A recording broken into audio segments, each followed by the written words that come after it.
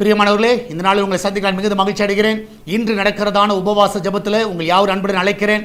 சரியாக இன்று காலை 10 மணியிலிருந்து 1 மணி வரைக்கும் நம்முடைய எஸ்தர் பிரேயர் ஹவுஸ் ஆலயத்தில் நாம் உபவாச ஜெபம் வைத்திருக்கிறோம். யாரெல்லாம் கலந்து கொள்ள முடியுமோ வந்து கலந்து கொள்ள உங்களை உற்சாகப்படுத்துகிறோம். ஞாயிற்றுக்கிழமை ஆராதனைகள் 4 ஆராதனைகள், மார்னிங்கில் 6 o'clock, 8 o'clock, 10 o'clock மற்றும் ஈவினிங் 6 o'clock 4 ஆராதனை இருக்கு. நீங்கள் வந்து பங்கு பெற உங்களை அன்புடன் அழைக்கிறேன். இந்த நாளிலே கர்த்தர் நமக்கு கொடுக்கிற வாக்குத்தத்தம் சங்கீதம் 94வது சங்கீதம் 18வது வசனம், Psalms 94 verse 18. என் கால் சறுக்குகிறது என்று நான் சொல்லும் பொழுது கர்த்தாவே உமது கிருபை என்னை தாங்குகிறது.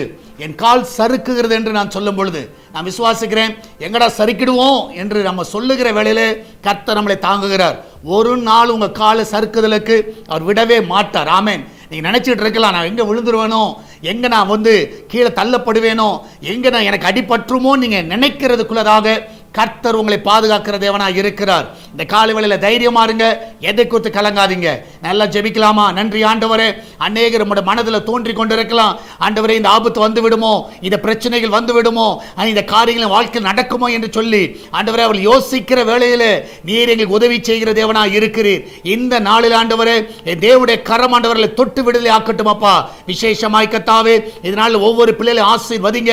வேலைக்கு செல்லுகிற பிள்ளைகள், வீட்டில் இருக்கிற பிள்ளைகள், படிக்கிற பிள்ளைகள் எல்லாரையும் காத்துக்கொள்ளுங்கப்பா.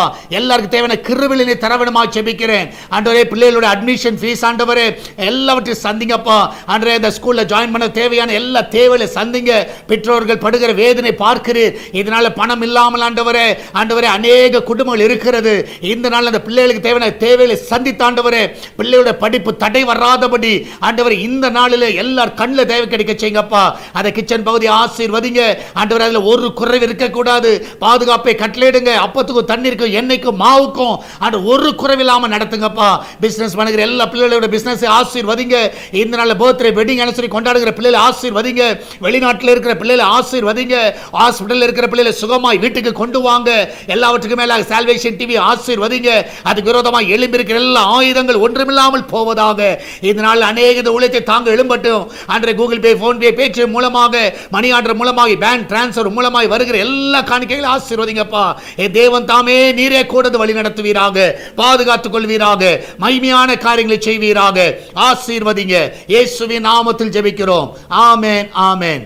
பிரியமானவர்களே, கர்த்தர் உங்க கூட இருக்கிறார். தைரியமா இருங்க, எதை குறித்து கலங்காதீங்க.